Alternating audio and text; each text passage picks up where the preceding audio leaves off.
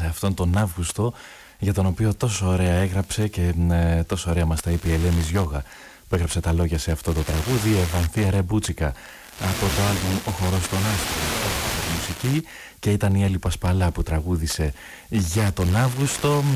για αυτόν και για όλους τους Αύγουστους που έχουν περάσει. Και διαβάζω πως το Εθνικό Αστεροσκοπείο Αθηνών ανακοίνωσε ότι πέρασε ο Ιούλιος, ο θερμότερος Ιούλιος που έχει καταγραφεί στα χρονικά και να σκεφτείτε ότι έχουμε καταγραφεί τις θερμοκρασίες σχεδόν 200 χρόνια τώρα. Είναι το δεύτερο πρόγραμμα της ελληνικής ραδιοφωνίας από το Δεσποτές Μέτος, να έχει Χρυσολαμπρινάδη να φροντίζει τον ήχο, την Έρη Κίντζου να απαντάει στο 210 60 13 168 και 9. Ξέρω ότι είστε αρκετοί που μας ακούτε, που είστε στα αυτοκίνητα και πηγαίνετε από το ένα νησί στο άλλο, από τη μία πόλη στην άλλη, από το ένα χωριό στο άλλο, και μας ακούτε και χαίρομαι πολύ όταν είστε στο δρόμο και ακούτε δεύτερο πρόγραμμα. Είμαι ο Μιχάλης Γερασίας, κάνουμε παρέα.